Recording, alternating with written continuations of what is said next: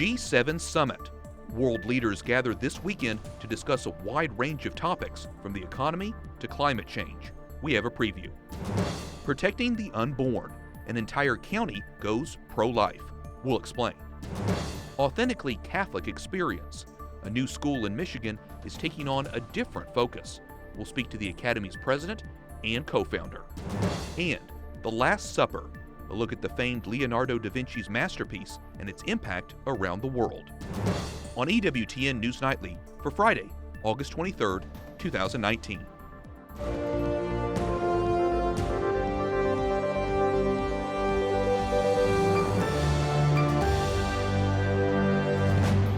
Good evening from Washington, D.C., and thank you for joining us for News from a Catholic Perspective.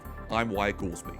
President Donald Trump calls for U.S. businesses to cut ties with China as a trade war escalates. China today announced new tariffs on U.S. products. Global economic concerns will be among the topics discussed this weekend at the G7 summit in France. White House correspondent Mark Irons reports. Good evening, Mark. Good evening, Wyatt. Concerns about the economy, environment, and security will all be addressed this weekend. The president leaves for this international summit tonight, but he spent the day criticizing Jerome Powell on Twitter. He's the chair of the U.S. Federal Reserve. The president is even asking the question if Powell is a greater enemy to the U.S. economy than Chinese President Xi Jinping. President Trump will boast of U.S. economic prosperity when he meets with global leaders this weekend, today tweeting the economy is strong and good, whereas the rest of the world is not doing so well. But it's the impact of the U.S. trade war with China that has some economists on edge. Today, China announced new tariffs on $75 billion worth of U.S. goods in retaliation for Trump's tariffs. President Trump then went so far as to say, our great American companies are hereby ordered to immediately start looking for an alternative to China. If the president doesn't stand down on his trade war pretty soon, recession risks are going to be awfully high by this time next year. The White House says the core of the G7 is about global growth, but world leaders don't agree on the best way to achieve it. President Trump has pushed for America First trade policies and pulled out of multinational agreements like the Iran nuclear deal and the Paris Climate Agreement. Still, he's willing to reach out to Russia, which was excluded from the international group after invading Ukraine and annexing Crimea in 2014. I think Russia should be a part of it because we're looking for world peace and other things, trade and other things, and it would be a lot easier to have Russia in where they had always been. Acknowledging that common ground will be hard to find, this year's G7 host, French President Emmanuel Macron, says he won't even present a final statement of shared values for leaders to sign, a typical practice at the end of the summit. Though Macron hopes this G7 meeting will address an emergency, the raging fires engulfing the Amazon. He tweets, "Our house is burning," literally. The Amazon rainforest, the lungs which produces 20% of our planet's oxygen, is on fire. It is an international crisis. Catholic bishops in Latin America are also speaking out about these Amazon fires. They say if the Amazon suffers, the world suffers. And Pope Francis agrees. He's holding a month-long meeting known as a synod in October to address concerns in this region of the world. The main topic, how can the church evangelize the Amazon? Wyatt? White House correspondent Mark Irons reporting. Thanks, Mark. The Supreme Court says Justice Ruth Bader Ginsburg has completed radiation therapy for a tumor on her pancreas. The court said the tumor was treated definitively and there is no evidence of disease elsewhere in the body. Ginsburg does not need any additional treatment, but will continue to have periodic blood tests and scans. The 86-year-old has had several bouts with cancer beginning in 1999. Last December, she had surgery for cancerous growths in her left lung. Billionaire David Koch has died. Together with his older brother Charles, the Kochs were best known for their vast political network, transforming American politics by pouring their riches into conservative causes. A chemical engineer by training, Koch was an executive in the family-run conglomerate. He was also the Libertarian Party's vice presidential candidate in 1980 and a major benefactor of educational, medical, and cultural organizations. He was 79 years old. A prominent Catholic is calling the dismissal of Cardinal George Pell's appeal of his sex abuse conviction the, quote, Australian disgrace. George Weigel writes in First Things, the, quote, decision calls into the gravest doubt the quality of justice in Australia and the possibility of a Catholic cleric charged with sexual abuse to receive a fair trial. Grazie Christie is Senior Policy Advisor with the Catholic Association. Gracie, welcome back. You recently interviewed George Weigel about the case against Pell in your podcast, Conversations with Consequences. Why is this a disgrace in Weigel's view? Well, Mr. Weigel makes an excellent case for the fact that poor Cardinal Pell has been asked to prove a negative. He's been asked to prove that something didn't happen. So he was accused by a single person, the alleged victim, and the victim said that many decades, over 2 decades ago, this moment of abuse happened, and there was no corroborating evidence. That's why this is a disgrace, because in the rule of law, we have in our good countries, or our good noble countries, our free countries, the person who accuses has to prove that something happened before you get to ruin someone's life. What about the people who say there has been sex abuse in the church? Of course, it has been covered up in the past. And so if an abuser says he or she was abused, we have to believe them. Well, I think if we take that, all of us are sad about abuse, whether we've been affected personally or not. It's a horrible, painful, tragic thing. As a mother, I think it's absolutely inconceivable and horrifying. However, nobody should be accused of something without corroborating evidence, and nobody's life should be destroyed without witnesses that can come forward and say, yes, this happened or this didn't happen. It should never come down to one person's voice against another. And there were witnesses in the case of Cardinal Pell who said that the circumstances weren't amenable to this thing happening. And on the other hand, there were no witnesses for the person, the accuser, to corroborate his evidence.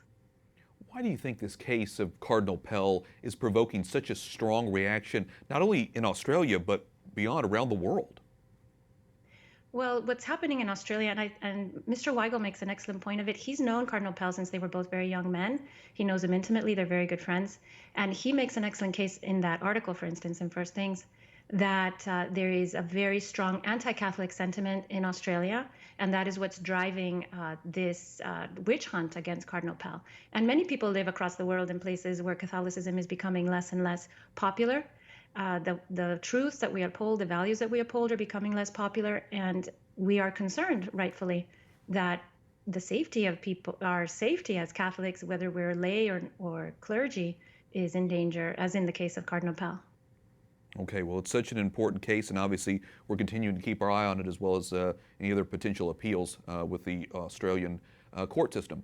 Gracie Christie with the Catholic Association. You can also listen to her podcast, Conversations with Consequences, online. Thanks, Gracie. Thank you. Russian President Vladimir Putin orders his military to ready a proportional response to a recent American cruise missile test. Поручаю Министерству обороны Российской Федерации, Министерству иностранных дел. On Monday, the Pentagon confirmed it carried out a flight test of a ground-launched cruise missile in California, and that the missile hit its target after more than 300 miles of flight. The test comes after the U.S. and Russia withdrew from a 1987 nuclear arms treaty. 일본과 강제징용 문제를 외교적으로 해결하기 위해 South Korea says it will bolster its military alliance with the United States. This after concerned Seoul's decision to terminate its intelligence sharing deal with Japan would weaken its alliance with Washington.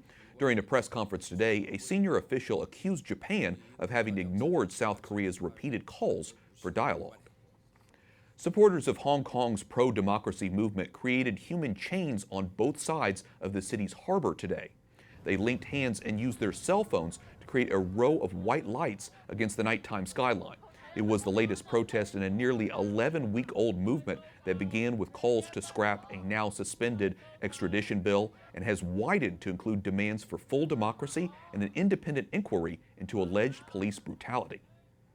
Sri Lanka has ended 4 months of emergency rule imposed after Easter Sunday suicide attacks killed more than 260 people in churches and hotels. The country's president allowed the emergency rule to lapse by not signing a decree extending it for another month. The blast caused a serious setback to the country's lucrative tourism industry. Coming up, the nation's first sanctuary county for unborn children, and the next steps in building a culture of life.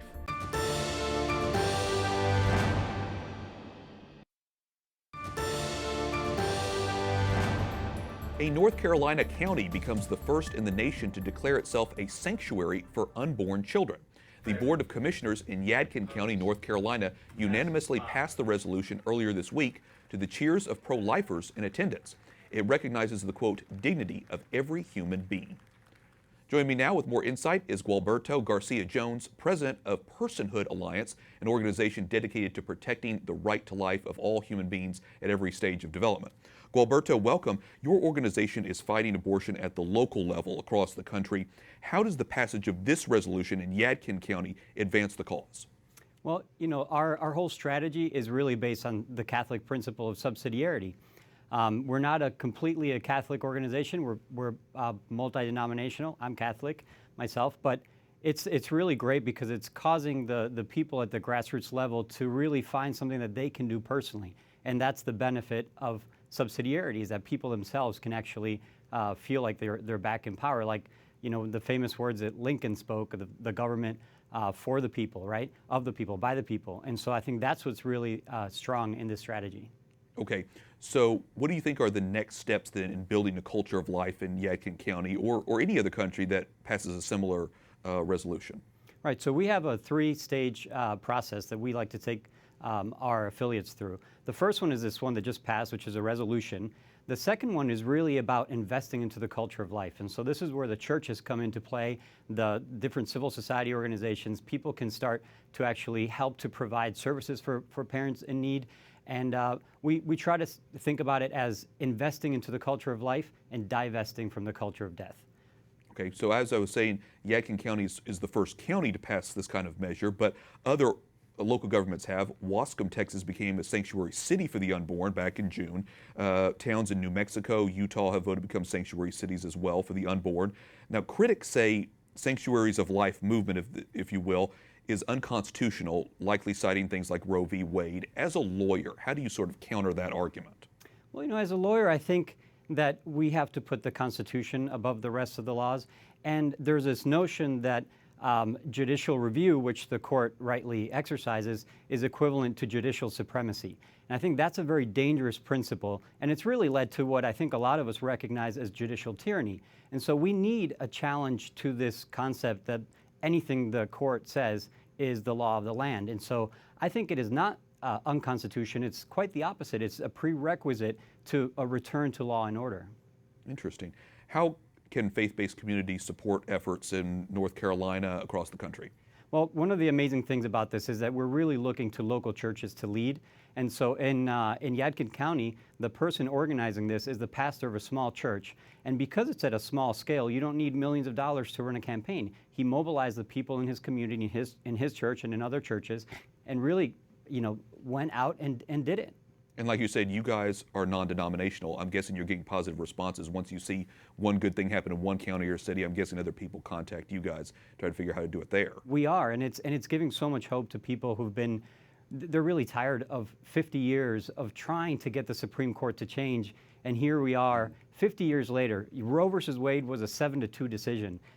Right now, we don't know the position of any of the judges except for probably Justice Thomas. And so we really need to do better, and I think this is a really good option. Okay, well, it definitely sounds like a worthwhile cause. Gualberto Garcia Jones, president of Personhood Alliance, thanks so much for coming in. Thank you for having me. Up next, a new vocational school in Michigan will mix skilled trade with Catholic curriculum, and the impact and history of Da Vinci's The Last Supper.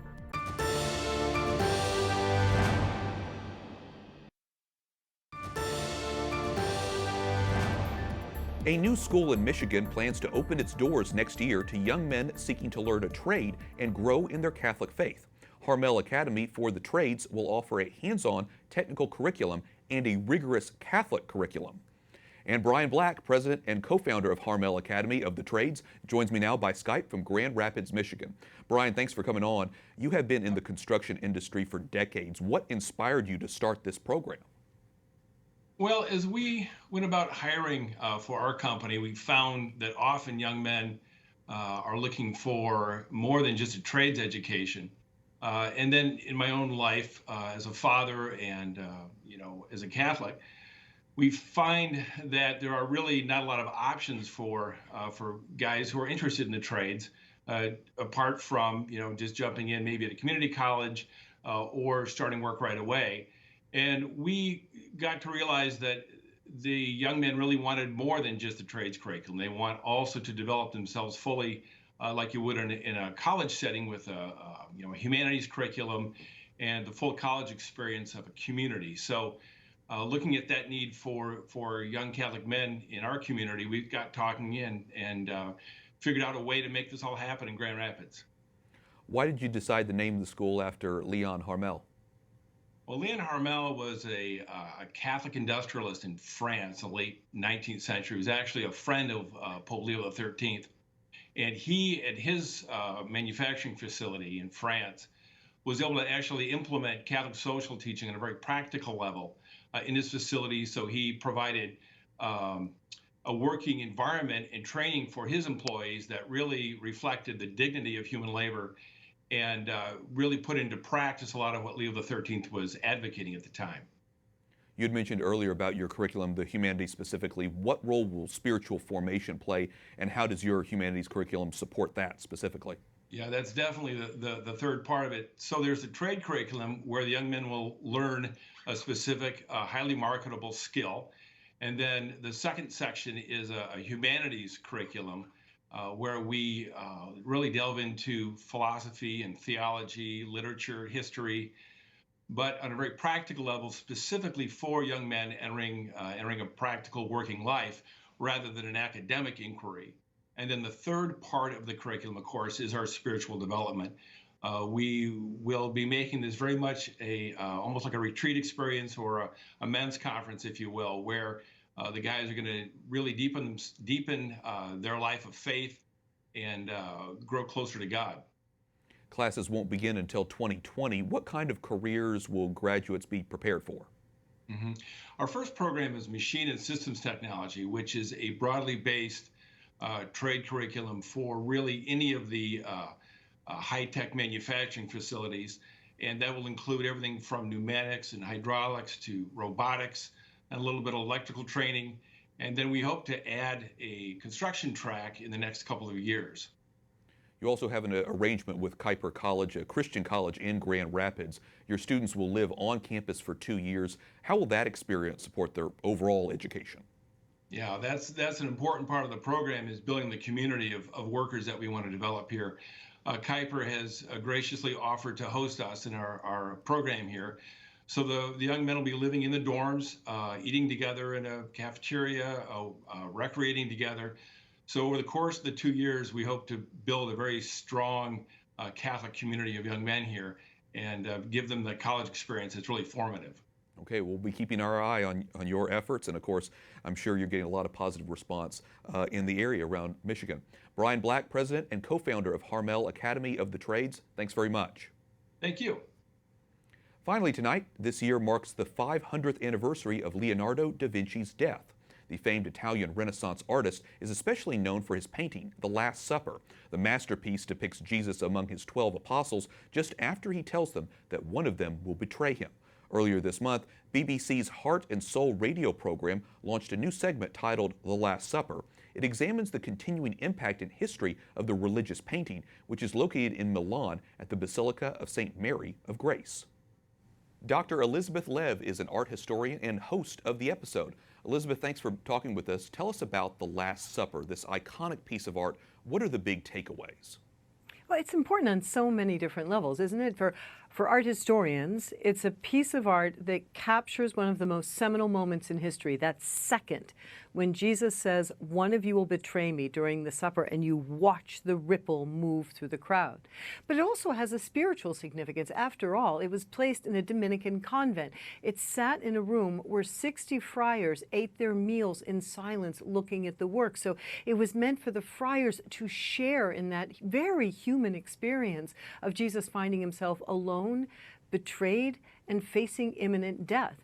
And then, of course, it has a tremendous effect in the world in just being a great piece of storytelling. So even people who don't understand the story get caught up in the motion and the ripples and the expressions and the different faces. So really, it's a work of art which the great takeaway is it can speak to everyone. Let me follow up with you on that, because hundreds of years later, The Last Supper remains part of our pop culture. What do you think's been the cultural impact? Summarize that. Well, I think part of it is just people love to have that image around. It's something that relates deep and resonates in our visual culture, something that brings us all together. I know what that image is. And so you can see it on all kinds of things, from pencil boxes to yoga pants.